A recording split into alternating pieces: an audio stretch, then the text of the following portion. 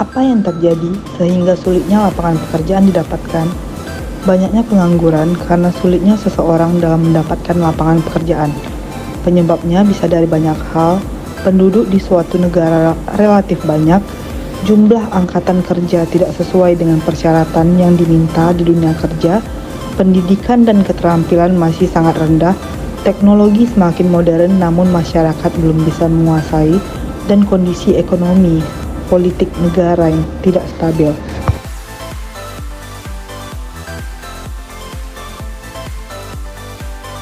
Di mana pelaksanaan robot atau mesin yang menggantikan tenaga kerja manusia yang sudah dilaksanakan di masa saat ini?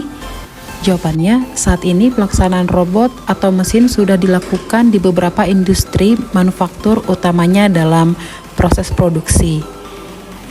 Penggunaan robot atau mesin dianggap lebih efisien dalam pelaksanaannya, menggantikan beberapa fungsi tenaga kerja atau buruh dalam tahapan-tahapan produksi, contoh pengelasan atau pemotongan dan pengukuran barang yang akan diproduksi.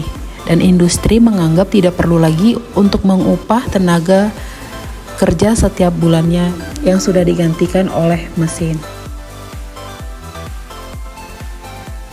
Siapa yang terlibat dalam peristiwa tersebut?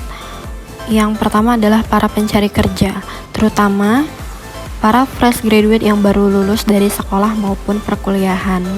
Yang kedua adalah para pekerja yang telah di PHK ataupun telah putus kontrak dan berusaha untuk mencari pekerjaan baru. Yang ketiga adalah para pemilik usaha yang hanya membutuhkan sedikit karyawan. Dan yang keempat adalah pemerintah yang harus turut andil dan membuat kebijakan tentang lapangan pekerjaan.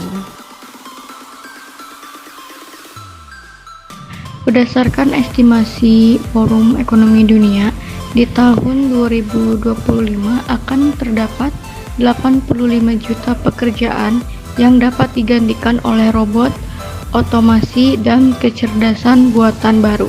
Salah satu faktor sulitnya mendapatkan lapangan pekerjaan dapat disebabkan karena tergantinya fungsi tenaga manusia oleh mesin.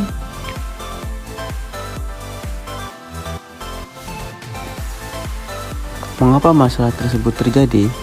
Salah satunya karena masih banyak perusahaan yang mewajibkan ijazah sebagai salah satu syarat untuk melamar di perusahaan tersebut. Sementara di Indonesia, masih banyak orang yang pendidikannya masih di bawah standar, ataupun perusahaan yang mensyaratkan seseorang yang berpengalaman di dalam suatu bidang, sementara yang non-pengalaman lah yang susah mencari pekerjaan. Bagaimana peristiwa tersebut bisa terjadi? Peristiwa tersebut terjadi karena banyaknya para pencari kerja yang terus bertambah dan membutuhkan lapangan pekerjaan. Namun, lapangan pekerjaan tetap atau tidak bertambah. Solusinya ke depan adalah selain fokus menjadi karyawan ataupun pegawai, kita juga dapat membuka suatu lapangan pekerjaan yang tentunya lapangan pekerjaan itu dapat berguna bagi orang banyak. Selain itu juga, kita juga bisa menjalankan ekonomi kreatif yang saat ini tengah populer, seperti usaha di bidang desain, musik, game, teknologi, ataupun menjadi seorang konten kreator baik di YouTube, TikTok, dan marketplace online.